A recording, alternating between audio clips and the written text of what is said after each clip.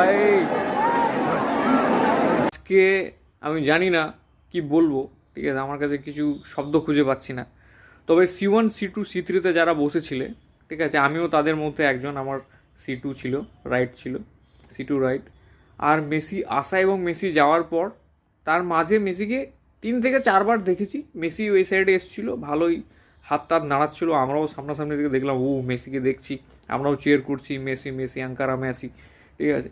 কিন্তু সমস্যাটা হয়েছে A1 B1 আর D1-এ যারা বসেছিল, আমার আমার যেটা মনে হয়, ঠিক আছে, A1 B1 আর D1 থেকে কিন্তু দেখা একটু মেসিকে দেখা খুবই চ্যালেঞ্জিং একটা ব্যাপার হয়ে দাঁড়াচ্ছিল, স্পেশালি ফর দ্য মেসির ধারে পাশে যে ক্রাউডটা ছিল। আমার মনে হয় ওই ক্রাউডটা না থাকলেই মানছি সিকিউরিটি পার্সোনাল ছাড়া আর কাউকে কোনো থাকা উচিতই ছিল না, কিন্তু কিছু পলিটিশিয়ানস, আরও কিছু মেম্বার্স, ব্লা ব্লা ব্লা, এসব থেকেই ভিড়টা এতটাই বেশি হয়ে গিয়েছিলো যে মেসিকে সবাই দেখতে পাচ্ছিল না। ইভেন আমরা C1 C2-তে যারা ছিলাম, আমরাও হয়তো এটা অনেকের হয়তো সেম ওপিনিয়ন থাকতে পারে আমার মতো, ঠিক আছে। তো আমি যেহেতু মেসিকে সামনাসামনি থেকে মোটামুটি দেখলাম, একটু ফিল্ড হলো বেশ ভালোই দেখলাম বলে, না হলে কিন্তু হয়তো আমিও একটু রাগটা উগলে ফেলতাম হয়তো।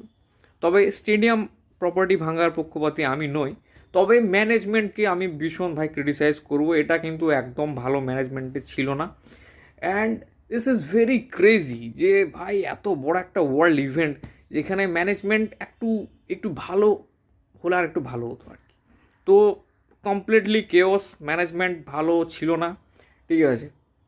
C1 C2 C3 তোমরা যদি কেউ দেখছো ভিডিওটা, যারা ছিলে তারা ওপিনিয়নটা জানাবে, ঠিক আছে। And hope for the best, যেন A1 B1 বা যেখানে যে পজিশন থেকেই ভাই, আমি তো বলবো যে সবাইকে টাকা ফেরত দিয়ে দেবে, এর থেকে একটু বেটার অর্গানাইজ করা যাক বা সামথিং কিছু, বা হোয়াট এভার ওপিনিয়ন, যেটা যার যেটা হবে সেটা কমেন্টে জানিও।